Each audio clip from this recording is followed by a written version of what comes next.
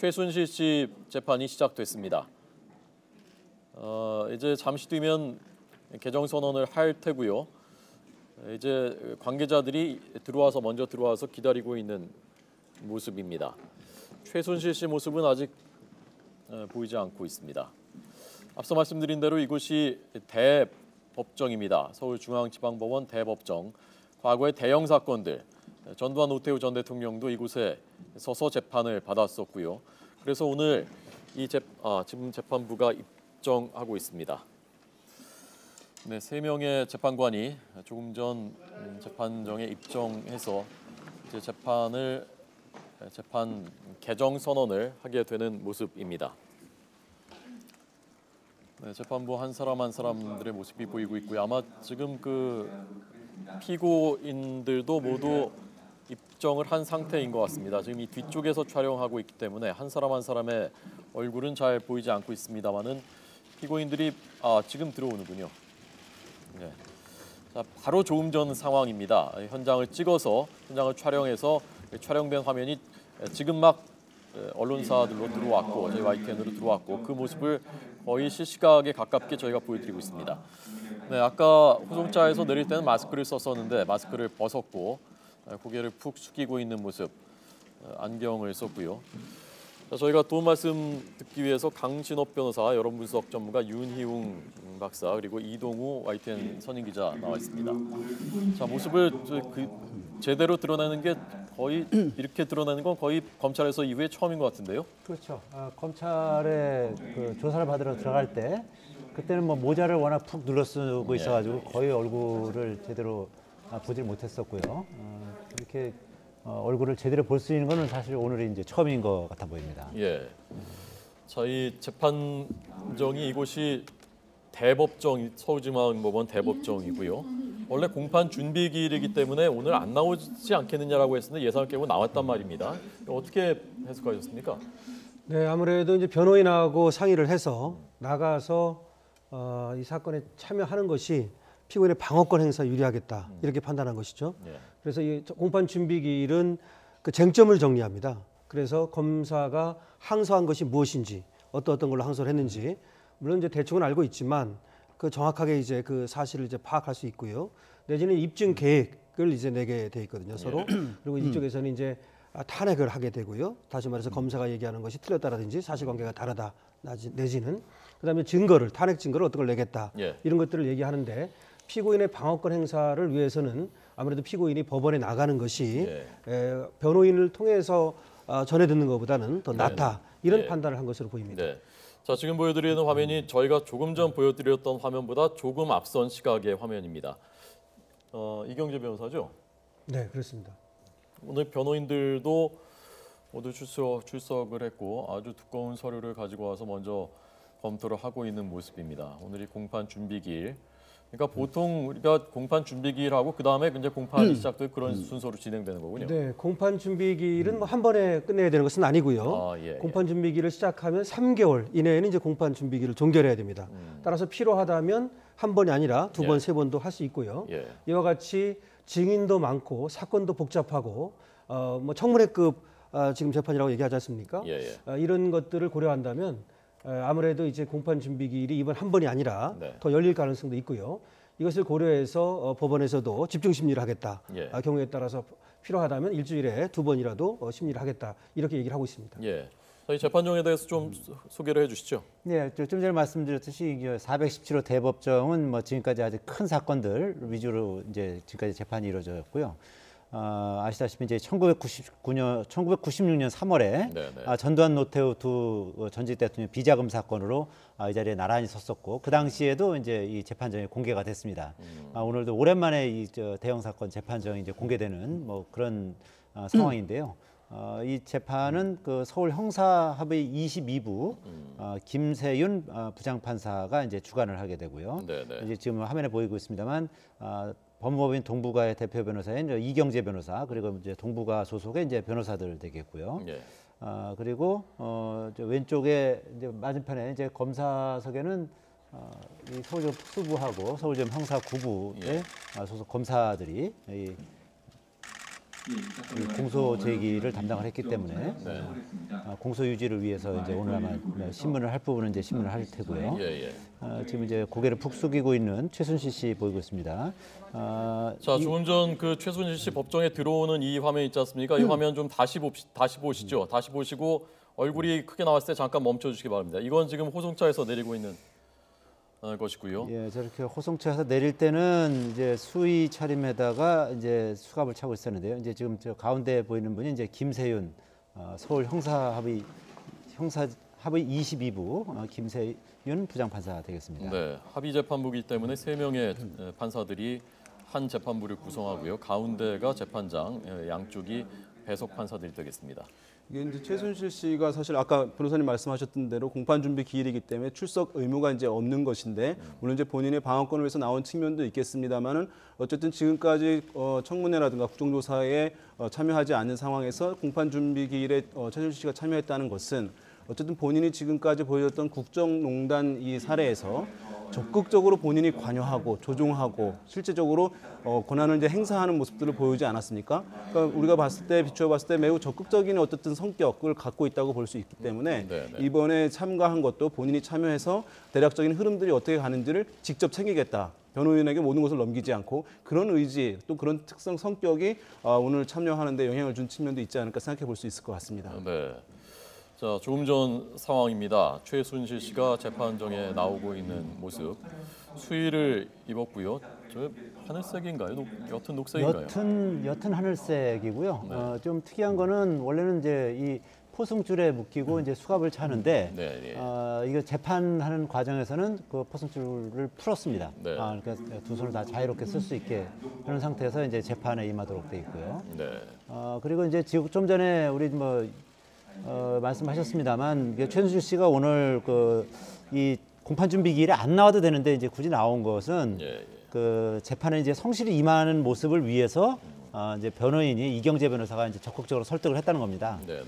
그리고 이제 검찰의 어떤 주장을 듣고서 재판 전략을 짜려는 뭐 그런 의도도 있어 보이고요. 어쨌든 형사 재판에서 제일 중요한 것은 뭐 피고인 본인이 제일 중요한 거니까 피고인 입장에서 검찰이 어떤 생각을 하고 있고 분위기가 어떤지 뭐 이런 거 좀 알아보려고 하는 뭐 그런 의도도 있어 보이고요. 이제 반면에 지금 아시다시피 오늘 이제 안종범 전 청와대 정책조정수석이나 정호성 전 청와대 부속비서관 같은 경우는 오늘 재판 준비기일에 나오지 않았습니다. 그러니까 그만큼 최순실 씨가 상당히 이 재판에 임하는 자세가 적극적으로 임하고 있다. 뭐 그런 걸 반증하는 것이라고. 자, 잠깐 멈춰볼까요? 멈춰주시죠. 자, 멈춰주세요. 자, 화면 얼굴 크게 나왔을 때 잠깐 한번 멈춰 보겠습니다. 다시 한번 보겠습니다. PD가 못 들었습니다. 지금 제가 하는 거 죄송합니다. 국민참여재판은 원치 않는다고 한 모양이군요. 네. 형사재판에서는 민사재판과 다른 점이 있습니다. 민사재판은 자, 멈춰보죠. 이제 대리인이라고 하죠. 민사재판에서는. 그래서 자, 이제 흰머리도 좀 많이 늘은 것 같고요. 네. 얼굴 색이 그렇게 좋지는 않은 모습입니다. 수의를 입고 입장하는 모습. 네, 말씀하시죠. 네, 이 형사재판에서는 피고인과 검사가 이제 대등한 지위에 있게 되는 것입니다. 수사 당시에는 수사의 대상이지만 이제 공판 단계에 들어가면 기소가 되면 검사와 피고인이 대등하게 공방을 주고받게 되는 것이고요. 그리고 이제 무죄 추정의 원칙이 적용됩니다. 그래서 일단은 검사는 기소를 해서 죄가 있다라고 주장하는 것이지만 일단은 법원에서는 무죄로 보고 시작을 하는 것이죠. 그래서 검사가 이제 이 피고인의 죄를 입증해야 되는 문제가 있는 것인데요. 그리고 이제 변호인의 위치는 변호인 말 그대로 보조인의 위치가 되는 것입니다. 그래서 민사에서는 대리인이라고 하지만 형사에서는 변호인이라고 하는 이유가 보호자의 위치가 되는 것이거든요. 보호자. 그렇기 때문에 피고인이 법정에 나가서 그 재판을 임하는 것이 가장 중요한 것이고요. 그리고 자신의 방어권을 적극적으로 행사할 필요가 있습니다. 예, 방청권 추첨을 했는데 2.66대 예. 1이었다고 합니다. 지금 방청석이 꽉 찼습니다. 네, 이게 지금 보면은 이제 최순실 씨가 상당히 좀 초췌한 모습들을 좀 보여주고 있고 머리에 이제 희끗희끗 이제 흰 머리가 있는 걸로 봐서 평소에는 이제 염색을 했을 텐데 지금까지 염색할 수 있는 이제 어떤 기회가 주어지지 않았다는 것을 이제 간접적으로 보여주는 것이라고 할 수 있을 텐데요. 대체로 보시면 아시겠습니다만은 원래 이제 이런 법정에서는 촬영이 일반적으로 이루어지지 않는 것인데 오늘 같은 경우는 특별하게 어쨌든 재판부가 촬영을 이제 허용한 상황이라고 할 수 있겠고 국민적 관심도가 워낙 높다 보니까 그것을 허용했는데 다만 이것이 이제 재판부가 입장해서 개정 선언을 하기 전까지만 이제 촬영하는 것이라고 합니다. 그래서 그러니까 지금 재판이 진행되는 전 과정을 볼 수는 없을 텐데 어쨌든 조금 전까지의 모습들을 계속 이제 화면에서 나오고 있는 것이라고 할 수 있겠고 아까 말씀하신 대로 당천국에도 상당히 많은 국민적 관심이 이제 모아져서 직접 최순실 씨를 좀 대면하고 싶다라고 하는 이제 일반인들의 어떤 높은 관심들을 보여주고 있는 그런 상황이라고 할 수 있겠습니다. 보통은 이 공판이 어느 정도 기간이 소요됩니까? 네, 공판은 일단 구속 피고인 같은 경우에 1심은 6개월 이내에 하도록 되어 6개월 있습니다. 이내에, 네. 그래서 6개월 이내에 이제 뭐 끝날 걸로 보이는데요. 아까 말씀드린 바와 같이 그러기 위해서는 이제 집중 심리를 하면 되거든요. 보통 이제 시간이 넉넉할 때는 한 달에 한 번 정도 이 심리를 합니다. 공판기를 여는데 지금 이제 공판 준비기를 이렇게 연다든지 또 필요하면 집중으로 심리를 하겠다라고 하는 걸로 봐서 쟁점도 많고 또 증인도 많고 이 사건은 또 국민적 관심사도 많고 이렇기 때문에 집중적으로 심리를 한다면 빠르면 6개월 이전에 끝낼 수 있을 거라고 이렇게 생각이 됩니다. 예. 오늘 공판 준비 기일은 시간이 대략 어느 정도 통상적으로 소요되나요? 보통 이제 공판 준비 기일은 이와 같이 대법정에서 열지 않습니다. 네, 조그만 소회의실에서 연다든지 아니면 판사실에서 열어서 이제 입증 계획이라든가 내지는 앞으로 재판 절차를 어떻게 진행할 것인가 이 정도를 얘기하는데 오늘은 이제 완전히 그 기자들에게도 개방을 하고 또 이제 방청객도 그래서 이제 417호라고 하는 큰 법정에서 열었는데요. 사실은 이것도 지금 쟁점이 간단하다면 공판 준비기는 얼마 안 걸립니다. 뭐 몇십 분 안에 끝날 수도 있는데요. 이 사건의 경우에는 지금 검사가 얘기하는 걸 다 들어봐야 되고요. 그리고 이제 변호인 측에서도 그에 대해서 반론을 일부 할 것이고요. 그 다음에 이제 증인을 누구를 부를지. 증거 조사를 어떻게 할지, 현장 수사를 할지, 또 뭐 사실 조회를 어떻게 할지, 그다음에 지금 태블릿 PC에 대해서 국가수에 감정을 하겠다 이런 얘기를 했거든요. 그 이경재 변호사께서요. 그래서 그런 거라든지 그렇다면 상당 정도 시간이 걸릴 수 있습니다. 네. 국민참여재판은 불리하다고 본 모양이군요.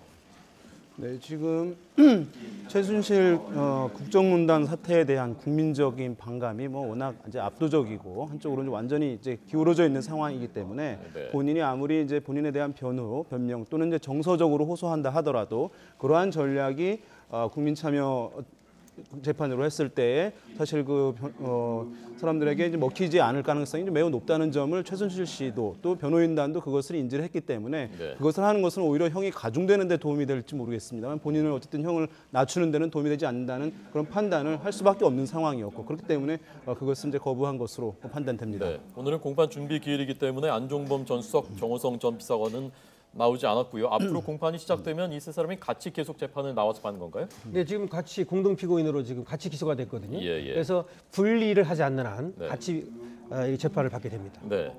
자, 재판이 오늘 공판 준비기를 포함해서 이 최순실 측 변호인들이 어떤 논리로 어떤 부분을 주로 공략할 것이라고 보십니까?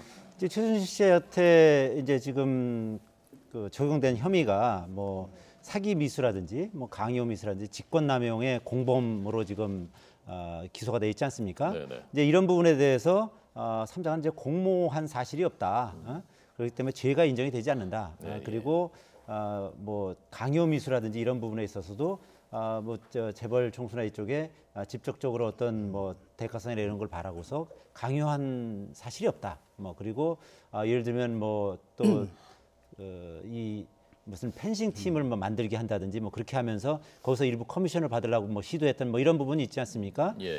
그랜드 코리아 레저라고 이런데 이제 장애인 펜싱 팀 만들게 하고 거기서 일부 커미션 받고 하려 시도하다가 이제 미수로 그쳤죠. 뭐 이런 부분에 있어서도 좋은 뜻에서 하려고 했던 것이 그것이 뭐 사기의 의도는 전혀 없었다. 뭐 이런 식으로 아마 주장할 가능성이 높은데요. 일단 뭐 지금 전반적으로 지금 검찰 얘기로는 최순실 씨가 대부분의 혐의를 지금 부인을 하고 있다는 겁니다. 뭐 지금 뭐 오늘도 법정에서 상당 부분 이제 그런 자신의 혐의에 대해서 시인하지 않는 그런 태도를 보이는 것으로 알고 있는데요. 네. 뭐 아시다시피 뭐 이경재 변호사도 검찰의 그 공소장은 대부분이 소설에 불과하다라고까지 이렇게 주장을 하지 않았습니까?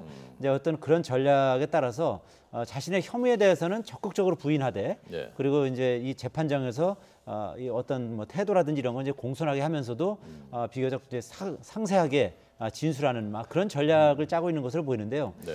그러나 어쨌든 검찰이 상당 부분 뭐 증거를 가지고 있고 뭐 아시다시피 뭐 그 안종범 전 정책조정수석 같은 경우도 17개의 노트가 있었지 않습니까? 거기 각종 그 내용들이 다 들어 있고 그리고 또 정호성 전 비서관 같은 경우도 뭐 230개가 넘는 236개의 그 녹음 파일이 있지 않습니까? 그 중에는 뭐 최순실 씨하고 통화한 것도 있고 박근혜 대통령과 통화한 내용도 있고 그런 것이 이제 결정적인 어떤 증거가 되기 때문에 이런 부분에 있어서 부인을 한다고 하더라도 그것이 어떤 재판부에 상당한 영향력을 미치기에는 좀 한계가 있지 않을까 이렇게 예상이 되는데요. 그건 모르겠지만 뭐 앞으로 이제 재판 과정에서 재판부가 어떻게 판단할지 그거는 좀 더 지켜봐야 될 것 같습니다. 네. 박근혜 대통령 측이 헌법재판소에 낸 답변서에 나온 키친 캐비닛이라든가 화이트하우스 버블이라든가 이런 것들하고 최순실 측 변호인이 이 재판에서 내세운 논리하고는 어떻게 연계될 가능성이 있다고 보십니까, 변호사님? 네, 그거를 이제 일부 뭐 차용을 할지도 모르겠습니다만은 과연 이제 그 최순실 씨하고 박 대통령의 관계가 무엇이냐 하는 것이죠. 단순히 식사를 하면서 의견을 전달하는 정도, 지금 이렇게 이제 그 탄핵 심판 답변서에 얘기를 한 거 아닙니까? 그 정도는 이제 할 수 있는 게 아니냐. 미국에서도 그런 일은 뭐 상당히 많이 벌어지고 있다 이런 얘기를 하고 있는 것인데요. 결국 이거는 박 대통령하고 지금 최 씨는 사실은 이제 박 대통령에게 미룰 가능성이 있거든요. 이제 박 대통령은 이제 최 씨한테 사실 미루고 있는 형국이고요. 그렇기 때문에 연좌제라는 게 바로 이제 그런 맥락에서 나온 얘기죠. 네, 그렇습니다. 근데 연좌제라는 표현은 좀 잘못 쓴 것 같습니다. 그 답변서에. 그래서 이제 친족 간에 이제 어떤 범죄가 있을 때 그 사람의 범죄하고 상관없이 자기 책임의 원리를 벗어나서 다른 사람에게도 책임을 묻는 것을 말하는데요. 그건 좀 다른 것 같고요. 어쨌든 간에 이것이 이제 두 사람의 관계가 박 대통령의 나는 지시에 의해서 박 대통령을 도와주기 위해서 선의로 했을 뿐이지 고의가 없다. 즉 범죄의 고의가 없다라고 얘기할 것입니다. 그 다음에 공모를 하지 않았다. 아까 이동욱 국장께서 말씀하셨지만 범죄가 되려면 공모 관계가 있어야 되거든요. 박 대통령과 최순실, 안종범 이렇게 공모 관계가 있어야 되는데 지금 이것은 직접 모여서 공모를 한 것 같지는 않거든요. 그렇다면 순차적 공모라고 해서 단계적 공모가 있어야 되는데 이것이 이제 단계적 공모가 있으려면은 좀 모여서 얘기하는 것보다는 좀 더 이 내용이 구체적으로 좀 지나가야 됩니다. 이 세 사람 사이에 공유가 돼야 되거든요. 하여튼 그런 점을 파고들 것이고요. 그래서 결국은 범죄에 고의가 없었다라든지 선의로 한 행동이라든지 내지는 공모가 없었다든지 이런 것을 통해서 자신들이 설사 도덕적으로 내지는 약간의 어떤 뭐 문제가 있을지는 모르지만 그것이 범죄가 되진 않는다. 이렇게 주장하고 나설 것입니다. 네. 자, 지금 이 최순실 게이트에 대한 사법적인 절차가 동시다발적으로 여러 군데서 진행되고 있는 헌법재판소에서는 탄핵 심판이 진행되고요. 특검에서는 또 수사를 하고 있고 지금 또 재판은 이미 여기서 오늘 시작됐고 그래서 박 대통령 측이 헌재가 특검의 수사 자료 요청한 것에 대해서 이의 신청했지 않습니까? 그렇죠. 그것이 오늘 결정이 내려진다면서요? 헌재 쪽에서? 그렇습니다. 이제 일단 그 박근혜 대통령 입장에서는 그 관련 서류가 오는 것에 대해서 보는 것에 대해서 좀 부정적인 입장을 이제 지금 표시하고 있죠. 그것이 아무래도 이제 그 변호인들 입장에서 봤을 때는 그 특검이나 검찰의 자료를 볼 수 있다면 변호 전략을 짜는 데는 유리할 수 있겠지만 그러나 이제 그것이 공개됐을 경우에 어떤 국민적 공분을 살 가능성도 상당히 높지 않습니까? 이제 그런 면에서는 헌재 그 탄핵 심판 과정에서 오히려 불리하게 작용할 것이다 이런 판단을 한 것으로 보이기 때문에 그래서 이제 그 검찰이나 특검 자료를 받는 것에 대해서는 좀 부정적인 그런 입장을 지금 견지하고 있는 것으로 보입니다. 네. 그러나 특검에 어차피 헌재가 결정을 판단을 하려면은 특검의 수사 자료를 받지 않고서 판단하는 것은 불가능한 것 아닙니까? 그렇죠. 지난 그 노무현 전 대통령 탄핵 심판 때도 검찰 그 관련 그 기록을 쭉 다 사본을 입수해서 봤었거든요. 그러니까 이번에도 그렇게 될 가능성이 높습니다만 이제 다만 현재까지 특검이나 검찰에서 좀 그에 대해서 좀 유보적인 입장을 취하고 있거든요. 헌재 그 이 현재 수사가 진행 중이고 있는 상황인데 예. 그것을 헌재에 사본을 그 수사 사본을 주는 것에 대해서 상당히 좀 꺼려하는 그런 상황입니다. 왜냐하면 어쨌든 뭐 그렇게 되면 수사 기밀이 새 나갈 수도 있고 뭐 그리고 어쨌든 어떻게 보면 이제 이 박근혜 대통령과 아주 상당히 치열한 그 법률 공방 내지는 어쨌든 정보 공방을 벌여야 되는데 예. 그와 관련해서 어떻게 보면 이제 전략이 새 나갈 수도 있고 뭐 그런 측면을 우려해서 지금은 이제 부정적인 입장이긴 합니다만 예. 어쨌든 그 헌재가 강력히 요청을 하고 그리고 또 어떤 국민적 여론의 어떤 압박을 받게 되면 결국 나중에는 그 관련 기록을 제출하지 않을까 그렇게 예상이 됩니다. 네. 좀 전 이동우 국장께서 말씀하신 대로 법정에서 지금 최순실 씨는 검찰의 공소 사실은 모두 인정할 수 없다라고 했다고 합니다. 피고인은 공소 사실 전부 인정 못한다. 그리고 지금 변호인들은 객관적인 증거를 가지고 판단해야 된다. 어떤 전략이라고 보십니까? 맞습니다. 그렇게 예상됐던 것이죠. 공소사실 인부라고 그러는데요. 결국 공소사실을 모두 부인하겠다, 인정치 않겠다는 것이죠. 인정할 수도 있고 부인할 수도 있고 일부 인정할 수도 있습니다. 만약 공소사실을 모두 인정하게 되면 간이 재판 절차로 가서 간단하게 재판이 진행되는 절차를 밟게 되는데요. 예. 공소사실을 이제 이렇게 모두 부인하게 되면 모든 것을 검찰이 입증해야 합니다. 그래서 증인도 이제 검찰 쪽에서 부르는 것이고요. 물론 이제 변호인 측에서도 자신에게 유리한 증인을 부를 수 있지만 검찰이 자신이 주장하는 이 범죄 사실을 모두 하나하나 입증해야 된다라고 하는 것이죠. 이렇게 되면 이제 검찰 측에서는 오늘 아마 어떤 증인을 부르겠다 이런 얘기를 할 것이고요. 그리고 아까 오늘 말씀드린 증인도 누구를 부르겠다가 공판 준비 기일에서 네, 거기까지 그렇습니다. 하는 오늘 겁니다. 나옵니다. 원칙적으로는 이 공판 준비 기일에 신청하지 않은 증인이라든지 어떤 그 증거 방법을 공판 기일에 가서 신청할 수 없습니다. 부득이한 사유를 제외하고는요. 아, 그렇군요. 예, 그래서 부득이한 사유가 있다는 것을 소명한 경우에 한해서 공판 준비 기일에서 하지 않았던 증거 신청을 공판 기일에서 할 수 있습니다. 그렇기 때문에 누구가 증인으로 그 검찰이 요구할까요? 대기업 회장들도 또 요구할 수 있습니까? 그렇습니다. 대기업 회장들은 지금 삼성과 SK 롯데는 네. 지금 출국 금지도 뭐 특검은 시켜놓고 했는데요. 당연히 이제 요청을 할 것이고요. 그리고 어쩌면 뭐 나올 가능성은 없지만 대통령을 증인으로 요구할 수도 있겠죠. 왜냐하면 대통령은 어차피 기소를 못 하니까요. 네, 네. 그런 점도 뭐 있을 수 있고요. 그거 말고도 이제 뭐 부정입학이라든지 학사비리라든지 의료농단이라든지 수많은 지금 문제가 있지 않습니까? 인사농단이라든지 이런 것과 관련해서 지금 나와 있는 여러 증인들, 물론 고영태를 포함해서 말이죠. 태블릿 PC의 주인 이것도 상당히 중요하지 않습니까? 예. 이런 쪽을 모두 이제 증인으로 신청을 할 것이고요. 만약에 이제 검찰에서 증인으로 신청하지 않는 이런 사람에 대해서는 변호인 쪽에서 오히려 증인으로 이제 신청을 할 겁니다. 예. 자, 지금 어쨌든 말씀하신 대로 이제 증인뿐만 아니라 증거도 이제 어쨌든 검찰에서 제시를 이제 할 텐데 내세울 텐데 그 중에서 뭐 아까 말씀하신 이제 안전수석의 수첩 17건, 그 다음에 정우성 이제 부속 비서관의 어쨌든 통화 내역들, 이 파일들이 이제 일단 검찰에서 내세울 텐데 중요한 것은 이제 그 이른바 태블릿 PC 도 이제 사실은 증거로 내세울 것으로 보입니다. 이것이 이제 이른바 뭐 우리가 스모킹 건이라고 이제 부를 수 있는 것이라고 할 수 있을 텐데 지금 이제 거기서 애초에 이제 시작이 된 것이고 그것이 이제 확연하게 어쨌든 대중들의 관심, 일반 국민들의 관심 이제 끈 사안으로 폭발성이 있게 이제 이것이 커진 요인이라고 할 수 있을 텐데 그러나 이제 최순실 씨 변호인 측에서는 이 태블릿 PC 이것이 정당하게 최순실 것이냐 태블릿 PC가 또 그것의 입수 경위가 적정한 것인가에 대한 이제 반론들을 예측할 것으로 지금 알려지고 있습니다. 그래서 변호인 측에서는 이것을 감정까지 이제 의뢰할 국과수의 감정까지 의뢰할 것을 지금 예고를 하고 있는 그런 상황이라고 하겠습니다. 네, 그 태블릿 PC가 지금 말씀하신 표현대로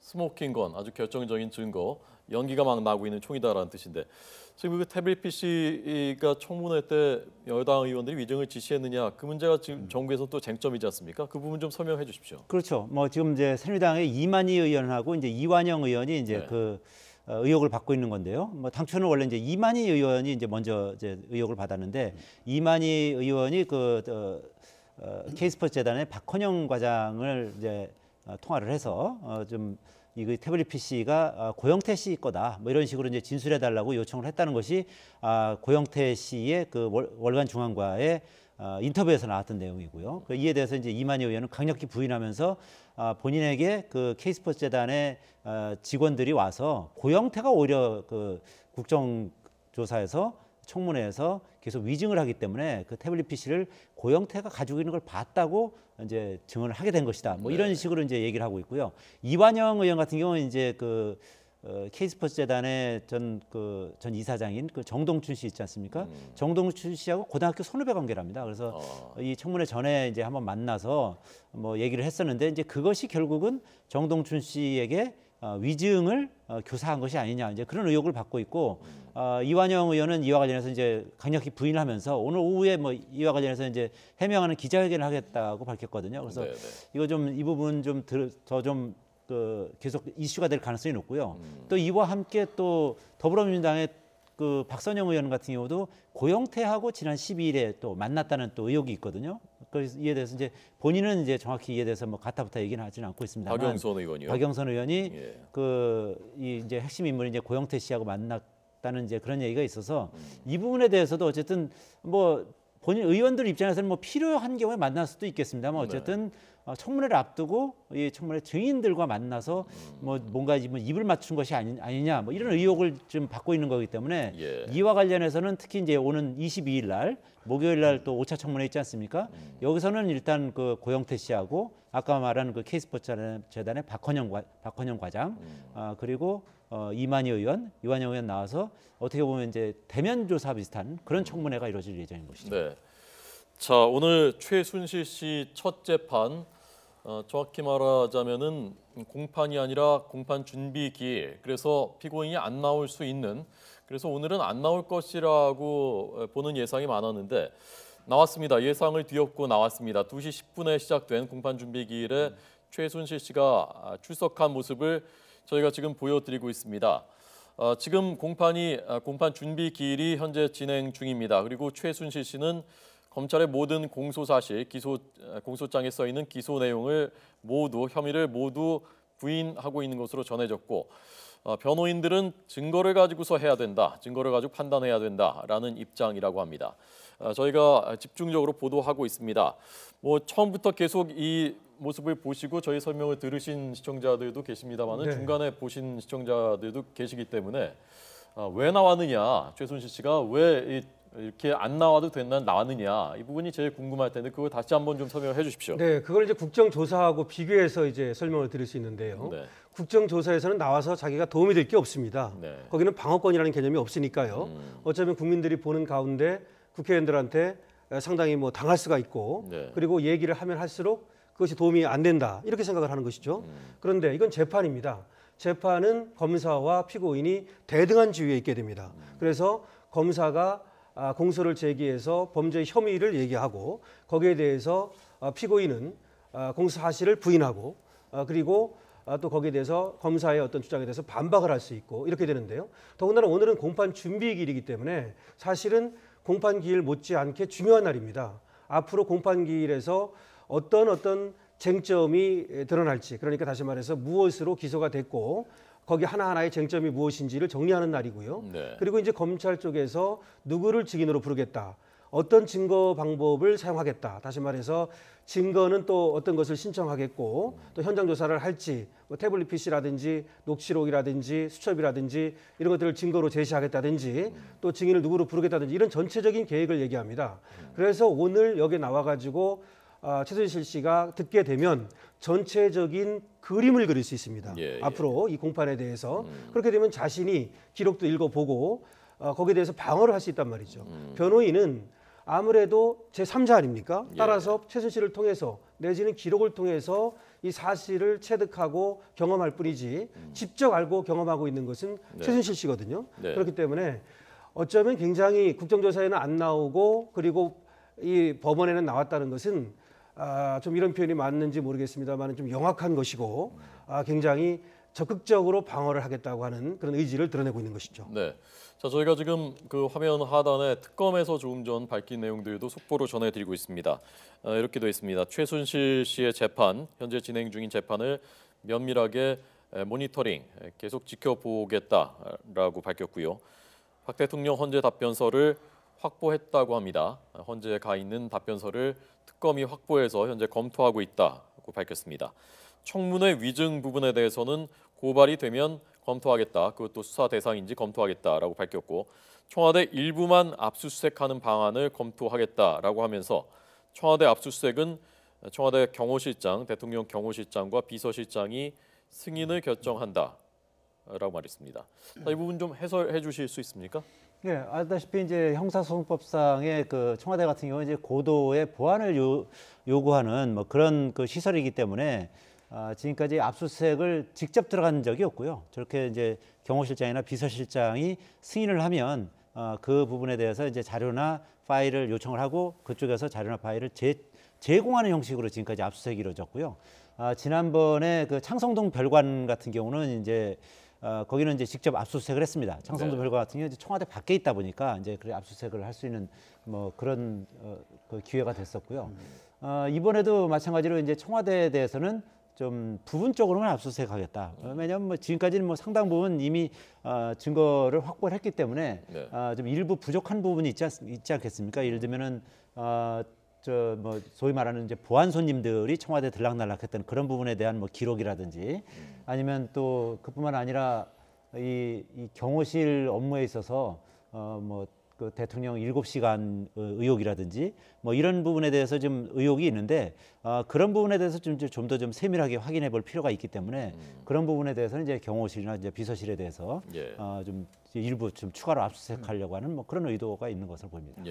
그리고 이제 특검에서 이제 국정조사 청문회에서의 위증을 어쨌든 고발이 되면 이제 검토하겠다라고 의견을 밝혔는데요. 어쨌든 시청자들 보셨겠습니다만 국정조사 청문회에서 3명의 증인이 나왔는데 서로의 이제 증언이 이제 뭐 서로 이제 일치하지 않는 불일치하는 사례들이 많이 있었고 또 이화여대 교수들 같은 경우에는 교육부 감사에서 드러난 사실에도 불구하고 그것을 이제 부정하는 경우들이 많이 있었습니다. 그러니까 사실은 국회 증언 및 감정에 관한 법률에 의해서 위증을 하게 되면 1년에서 10년의 징역이 가능한 것이긴 한데 실제로 이것이 이제 현실화된 경우는 거의 없었거든요. 사실상 무용화된 상황이어서 이 청문회 국정조사 자체가 사실은 실효성을 갖지 못한다고 하는 그 근거로 많이 이제 비판받아온 요인이라고 할 수 있는데요. 이번 같은 경우는 국민적 관심이 워낙 높았던 상황이었기 때문에 그리고 국정조사에 참여하는 특위위원들이 또 일부 이제 예외는 있겠습니다만은 여야가 상당히 어쨌든 함께 진실을 파헤치려고 하는 노력들을 보이고 있는 가운데 김성태 국정조사 특위위원장이 이 부분에 대해서 강력한 의지를 갖고 위증한 것에 대해서는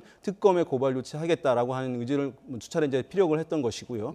그것이 어쨌든 특검에도 이제 전달된 것으로 고발이 되면은 강력하게 그것을 이제 검토하겠다고 얘기한 것인데요.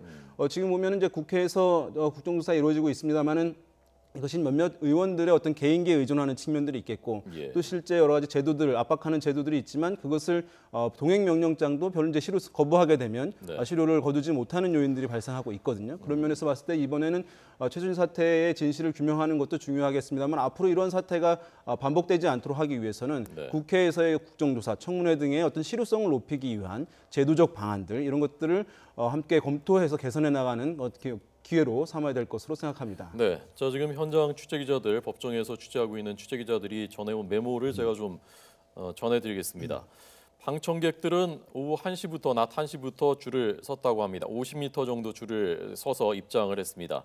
앞서 말씀드린 대로 추첨했는데 경쟁률이 2.66대 1이었습니다. 2.66대 1의 경쟁률을 뚫고 방청권을 얻은 방청객들이 1시간 정도 줄을 서서 입장을 했고요. 일반 방청객의 일본 후지 TV를 비롯한 외신 기자들도 일부 있었던 모양입니다. 최순실 씨는 수의 색깔이 참 뭐 좀 약간 애매한데요. 회색 같기도 하고 뭐 아이보리색 같기도 하고 옅은 하늘색 같기도 한 하여간 이 수의를 입고 등장을 했고 머리를 하나로 이렇게 묶은 모습이었고 머리가 좀 흐트러져 있기도 했고 흰 머리도 보이고 그리고 짙은 뿔테 안경을 쓴 모습이었습니다. 주소가 어디가 맞느냐라고 하니까 맞다라고 답했고 국민참여재판으로 진행할 수 있다라고 재판부가 물으면서 의사가 있느냐라고 물었더니 이경재 변호사, 최순실 씨 측 변호사가 철저한 증거 조사가 필요하기 때문에 적절하지 않다라고 말했고 안종범 전 수석과 정호성 전 비서관 측에서도 원하지 않는다라고 답했다고 합니다. 그 뒤에 검사가 공소 사실에 대해서 쭉 설명을 했고요. 공소 사실을 인정하지 못한다는 전부 인정하지 않는다는 것이 맞느냐라고 하니까 최순실 씨가 맞다, 네라고 답한 것으로 전해졌습니다. 그 뒤에 계속해서 지금 공판 준비 기일이 진행되고 있습니다. 오늘은 말씀드린 대로 공판을 앞두고 공판 준비 기일 전체적으로 쟁점을 정리하고 또 증인을 신청하고 하는 그 절차가 진행되고 있습니다. 아직 진행되고 있고요. 좀 더 시간이 걸리겠죠? 네. 지금 근데 재미난 것이 하나 보도가 되고 있는데요.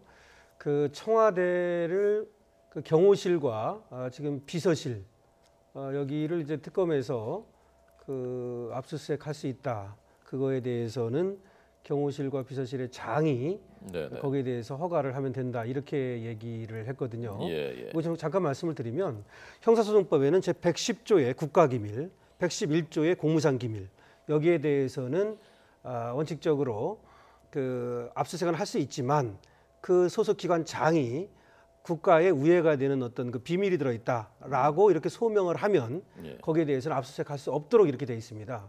그렇다면 지금 경호실 청와대가 대통령이 이제 허가를 하지 않는다면 이걸 잘게 나누어서 경호실은 경호실장, 비서실은 비서실장이 그 공무소의 장이 아니냐 이런 법리를 개발한 겁니다. 지금 특검에서. 그런데 이거는 뭐 아주 흥미로운 그런 법리이긴 합니다만 청와대라고 하는 것이 하나의 전체적인 공무소로 본다면 대통령이 허가를 해야 되는 것이거든요. 그런데 이것을 전체적인 공무소로 보지 않고 경호실, 비서실, 의무실 이런 식으로 나눈다면 경호실장, 비서실장, 의무실장이 허가를 하면 되는 거 아니냐 이런 지금 얘기를 하고 있는 것이고요. 네. 또 이제 국가 기밀이나 공무상 기밀이 있다는 것을 소명한 때 한해서 압수수색을 하지 못하게 돼 있거든요. 그 소명 책임은 그 공무소에 있습니다. 그렇다면은 청와대 전체가 국가 기밀이 있는 것은 아니지 않느냐, 공무상 기밀이 있는 것은 아니지 않느냐. 그렇다면 의무실이라든지 경호실 여기에 국가 기밀은 없다. 예. 그것이 있다면 그것을 밝혀봐라. 그것을 밝히지 못한다면 뭐 강제로 압수도 할 수 있다. 이렇게 얘기하고 있는 네. 그런 지금. 청해 압수수색이 경호비서실장의 승인 결정 그런 지금 나오고 있는 저 표현이 그런 것입니다. 청와대를 전체를 묶어서 본다면은 지금 그 결정을 할 수 있는 것은 대통령 권한 대행일 테고 그렇습니다. 따로 묶어서 본다면은 경호실, 비서실 그렇다면 특검의 판단은 대통령 권한 대행의 승인을 얻는 것보다는 경호실장, 비서실장 승인 받는 게 더 가능성이 있다고 본 건가요? 글쎄 그렇게 지금 본 것 같기도 하고요. 네. 지금 또 전체적으로보다는 일부라도 하겠다고 했을 때 그 일부를 거부하기 좀 어렵지 않겠습니까? 그런 어떤 저번에 이제 법리를 개발하겠다 이런 얘기를 했었거든요. 특검에서. 네. 지금 이제 잘게 나누어서 만약에 그렇다면 뭐 경호실도 예를 들어서 국가기밀이 있다 그러면 거기만 빼고 나머지 경호실이 아니라 팀별로 예. 뭐 이렇게 압수수색을 할 수 있는 게 아니냐 이런 얘기가 나오고 있습니다. 네. 아까 이거 화면에 잠깐 비쳤는데요. 최순실 씨 변호인 측에서 책상 위에 뭔가 박스를 하나 이제 놓고 있는 사진이 화면에 나왔었습니다. 예. 자세히 보니까 그것이 이제 태블릿 PC 신형 새 제품을 박스에 이제 올려놓은 상황이었거든요. 네, 그러니까 지금 최순실 씨 변호인 측에서는 그 아까도 이제 얘기가 나왔던 이 태블릿 PC에 대해서 적극적으로 한번 변호하고 방어하려고 하는 그런 것들을 실제로 이제 그 증거 유사품을 가져 나와서 이것이 이제 사용법이라든가 이거 최순실 씨가 아는지 여부 이런 것까지도 한번 얘기해 보려고 하는 의지를 지금 그 물품을 가져왔다는 것은 좀 읽어볼 수 있는 대목이 아닌가 이렇게 생각이 듭니다. 예. 뭐 덧붙이실 말씀 없습니까? 글쎄요, 뭐 태블릿 PC는 뭐 계속 지금 뭐 그야말로 최고 이제 관심 사안 중에 하나라고 지금 할 수 있겠죠. 지금 뭐 지난번 이제 청문회에서도 뭐 태블릿 PC를 누가 가지고 있느냐 그리고 최순실 씨가 태블릿 PC를 작동을 할지 아느냐 뭐 이런 부분도 또 상당히 쟁점이 됐었고 네네. 이것은 아마 이번 그 재판 과정에서도 예. 상당 부분 지금 이제 아마 그 논란이 될 가능성이 있는데요. 예. 좀 여러 가지 정황으로 보면 저 태블릿 PC는 최순실 씨의 것이 맞고 네. 그리고 최순실 씨가 어느 정도는 태블릿 PC를 다룰 줄 안다는 것이 뭐 지금까지 검찰의 수사 결론입니다. 그렇지만 변호인이라든지 아니면 새누리당 그 친박계 의원들 같은 경우는 저 태블릿 PC는 오히려 그 고영태 씨 아니면은 그 청와대 관계자의 것이 아니겠느냐 그렇게 지금 보고 있고요. 그리고 최순실 씨가 태블릿 PC를 잘 다루지 못한다는 것이 지금 이제 변호인 측의 이제 어떻게 보면 변호 전략 같아 보이는데 그러나 어쨌든 저 부분에 있어서는 상당 부분 증거가 있기 때문에 예를 들면 저 태블릿 PC를 가지고 최순실 씨가 본인 사진 뭐 소위 말하는 그 셀카라 그러죠. 셀카를 찍은 것도 있고 그리고 저 태블릿 PC에 어디를 갔는지 그 지역이 다 남게 되는데 그 지역을 보면 뭐 제주도를 갔던 거라든지 아니면 독일을 갔던 거라든지 그런 그 증거가 다 남아 있기 때문에 네. 그런 어떤 최순실 씨의 동선과 정확히 일치하기 때문에 검찰은 확실하게 이것은 최순실 씨의 것이다라고 이제 지금 확실하게 얘기를 하고 있는 상황이어서 이것이 최종적으로 어떻게 결론을 날지 모르겠습니다만 네, 네. 적어도 검찰 쪽의 주장이 좀 더 설득력이 있지 않은가 현재 예. 상황에서는 그렇게 보여집니다. 네. 최순실 씨 측 변호인은 아마 태블릿 PC 실물을 최 씨가 본 적이 없다라고 오늘 설명을 하고 있는 모양입니다. 정호성 전 비서관 쪽 변호인은 대부분 혐의를 인정하고 있다. 그리고 비밀 누설에 대해서 자백하는 취지로 의견서를 제출하겠다. 대통령의 뜻을 받들어서 한 것이다라고 진술을 하고 있는데 구체적인 의견서를 통해서 밝히겠다라고 오늘 말한 것으로 전해지고 있습니다. 임대업이 맞느냐, 직업이 임대업이 맞느냐라고 하니까 맞다라고 최순실 씨가 답변을 했다고 하고요. 자, 아마 잠시 뒤면은 공판 준비 기일이 첫 번째 공판 준비 기일이 종료될 것 같습니다. 저희가 종료되면 내용이 좀 더 전해질 테고요. 그럼 다시 현장 화면 보여드리면서 도움 말씀 듣도록 하겠습니다.